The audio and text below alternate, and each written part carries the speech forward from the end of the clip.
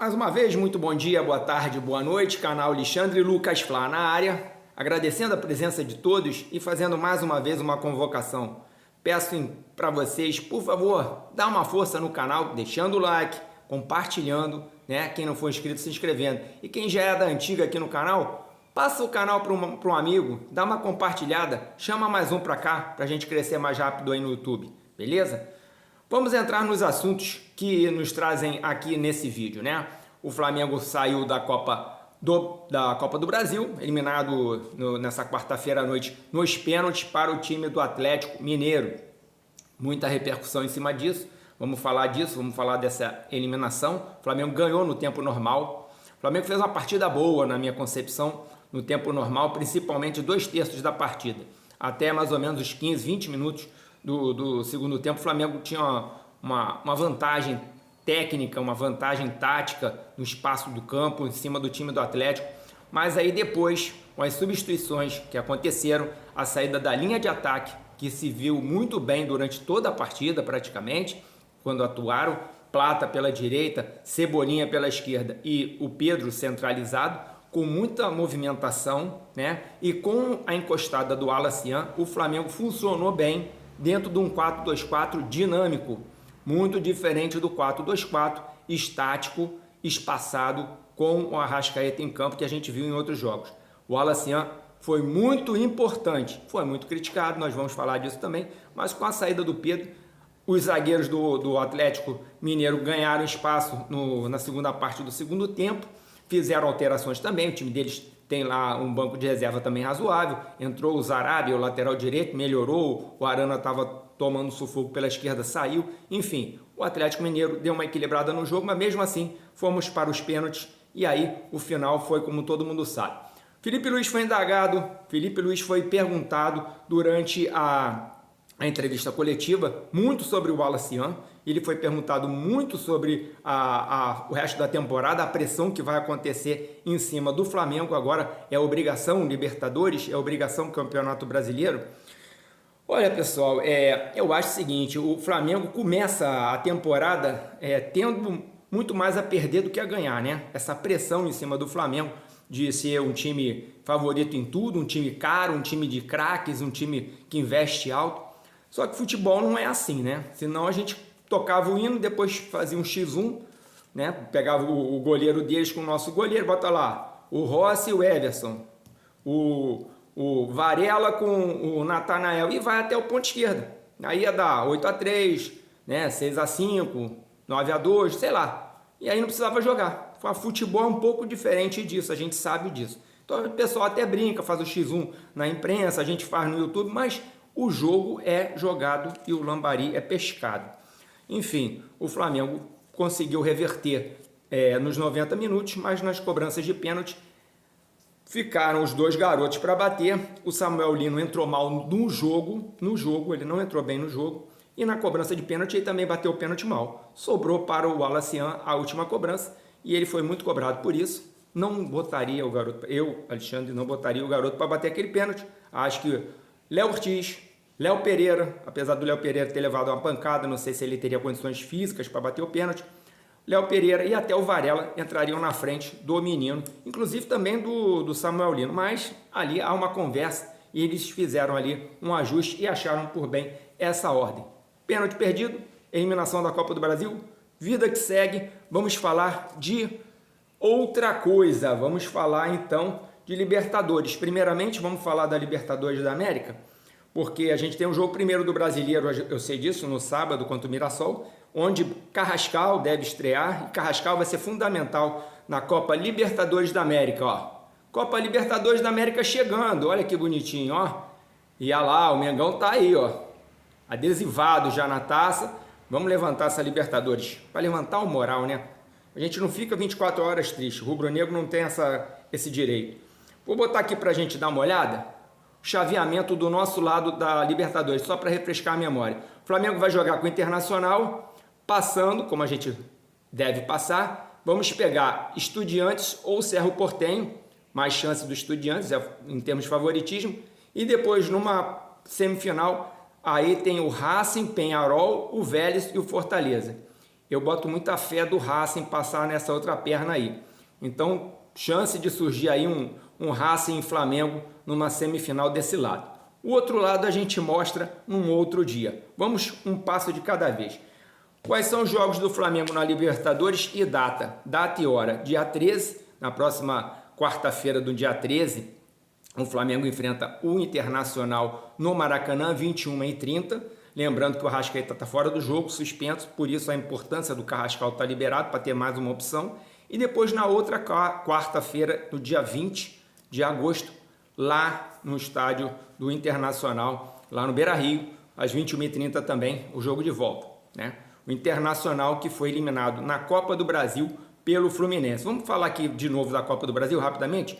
O Retrô foi eliminado pelo Bahia, 3-2 no agregado. O Bragantino foi eliminado pelo Botafogo, 3-0 no agregado, né? O Botafogo ganhou de 1-0. O Fluminense empatou com o Internacional, que vai ser nosso adversário, como eu estou falando, da Libertadores, 1-1 no Maracanã, 3-2 no agregado. Aí veio o Palmeiras, né? O Super Palmeiras, do Abel Ferreira, fantástico, fabuloso, e perdeu de novo para o Corinthians, 2-0, 3-0 no agregado. E o São Paulo também, do Crespo, também apontado como um técnico que está fazendo muita revolução no São Paulo, foi eliminado. O Furacão ganhou do São Paulo de 1-0 lá em Curitiba. Lembrando que o Atlético Paranaense hoje não é mais o Atlético Paranaense de antigamente. Está em 11º lugar na Série B. Então, vamos dar uma olhadinha na grama do vizinho, que às vezes também dá praga na grama do vizinho, certo? Falando ainda de Felipe Luiz, de entrevista, o Mauro César Pereira falou no UOL, e eu vou ler aqui, vou abrir aspas para o Mauro César, falar do Mauro César, que é um jornalista que eu respeito e admiro muito, o Mauro César, né? Controverso em algumas coisas, mas eu gosto muito de ouvir o Mauro César falar, tá? Então ele falou assim, que houve uma conversa entre o Felipe Luiz e o José Boto. Abre aspas, eles têm conversado, e isso é obrigação dele, do Boto, né? Ele é o chefe do Felipe Luiz. Se o time não está jogando bem, não é chegar e falar, vou te mandar embora. Mas uma conversa profissional, uma discussão sobre o modelo de jogo. Eu acho isso necessário e ele tem que fazer isso. O Felipe Luiz tem que ser cobrado. Eu acho isso a coisa mais comum do mundo dentro de uma empresa, dentro de uma hierarquia, e a gente tem muito mimimi com relação a essas coisas. Então o Boto tem todo o direito, dever e obrigação de cobrar no bom sentido, questionar, conversar com o Felipe Luiz, como ele tem que ser cobrado pela presidência do Flamengo. Isso chama-se ordem e hierarquia, né? Que muita gente esqueceu que existe, mas existe e deve existir para uma empresa funcionar, e um clube também funciona desta forma. Vamos seguir em frente, vamos falar agora do Campeonato Brasileiro, né? Vou botar aqui a agenda do Campeonato Brasileiro para a gente dar uma olhadinha no Campeonato Brasileiro, os próximos jogos do Flamengo. Até o final do mês, vamos lá, aqui ó, vamos acompanhar. Então o próximo jogo do Flamengo é no sábado que vem, nesse sábado agora, 18h30 em casa, tá? Nesse dia 9, certo? Depois a gente pega o Internacional, vamos ter uma overdose internacional, porque a gente vai ter o Internacional na Libertadores e no meio disso a gente vai ter o Internacional no Campeonato Brasileiro, aí fora de casa, tá vendo? Internacional fora, no domingo, 18h30. Mirassol também vai ser 18h30, Internacional 18h30 no domingo, dia 17. Depois o Flamengo vai jogar em casa contra o Vitória, no domingo do dia 25, às 21 horas. O jogo da insônia, né? Aquele jogo que a gente torce o Flamengo ter um grande resultado para a gente dormir bem. E para fechar o mês, pelo Campeonato Brasileiro, o Flamengo vai enfrentar o Grêmio no último dia do mês, dia 31, às 16 horas, cai num sábado, em casa. Ou seja, 4 jogos aí pela frente nesse mês pelo Campeonato Brasileiro. O Flamengo tem 12 pontos aí para arrecadar nesse Campeonato Brasileiro. Lembrando que para esse jogo do Mirassol, o Flamengo não vai contar com o Jorginho e entra com o Alan e o Léo Pereira pendurados no cartão amarelo.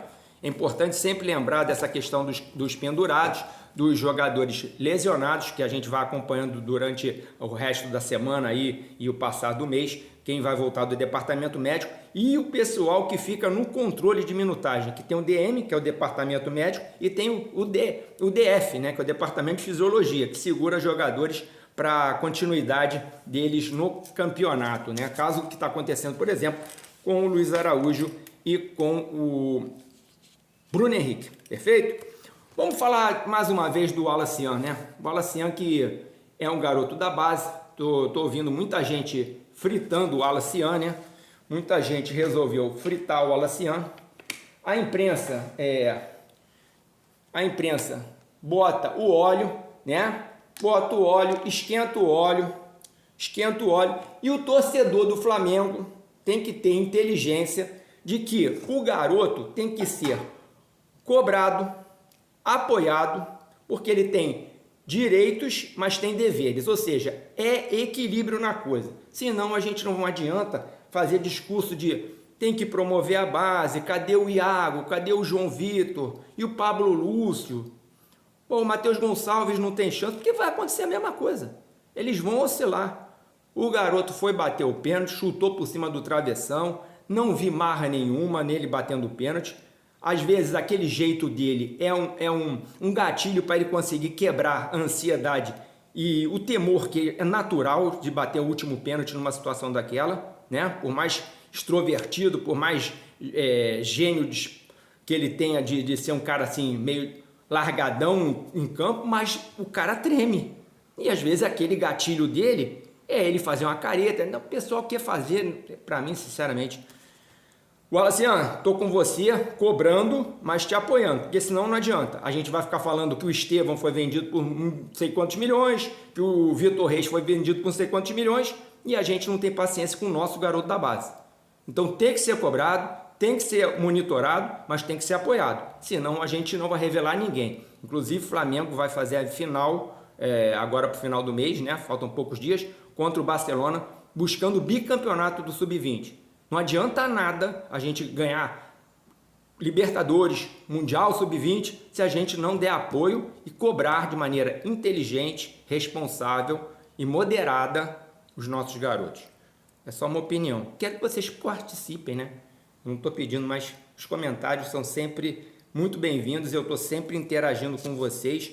Estou um pouco exaltado porque eu fiquei realmente pé da vida ontem com o jogo, né? Claro, eu gostei da atuação do Flamengo nos 90 minutos, né? Principalmente nos primeiros 60 minutos, mas a gente fica chateado, né? Não tem como não ficar chateado. Então eu espero que o Boto e o Felipe Luiz conversem, né? Como o Mauro César falou, que esse diálogo sempre aconteça e que seja um melhor para o Flamengo. Felipe Luiz, você precisa rever alguns conceitos com relação a essa variação do 4-2-4. Ontem funcionou muito bem, na minha opinião, porque, surpreendentemente, o Cebolinha veio muito bem, reapareceu muito bem. Torço que ele tenha uma continuidade, porque tecnicamente ele é muito superior ao Michael e não tem mercado mais interno, porque já estourou os 7 jogos, né? E para fora é complicado vender o Cebolinha. E o Plata também fez uma partida muito boa, tanto é que ele foi o garçom, fez assistência por dentro para o Cebolinha, que fechou em facão, ou seja, mobilidade no ataque.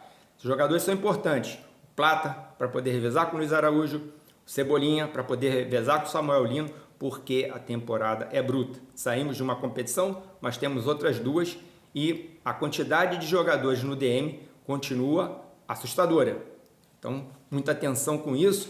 O tempo está passando, Felipe Luiz falou, não, temos 6 meses. Não temos 6 meses, Felipe Luiz.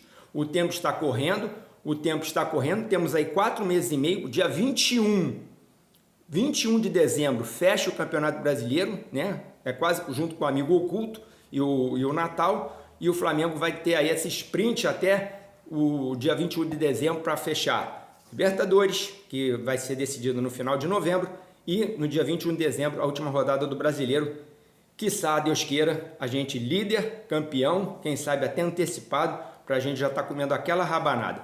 Então, meus amigos, mais uma vez passando aqui só para mostrar como é que está a classificação do Brasileiro, para a gente relembrar aqui rapidamente, falando que a gente vai jogar contra o Mirassol no sábado, no Maracanã, provável estreia do Carrascal, Flamengo na frente com 37 pontos, o Cruzeiro com 37 também, mas com um jogo a mais, já fechou 18 jogos.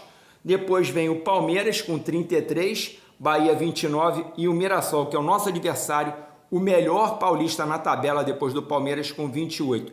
Vai ser um jogo para ter calma, paciência, furar o bloqueio, ganhar, se puder, com uma margem de gols interessante, porque o saldo de gol para o Cruzeiro está diminuindo e isso é um fator importante.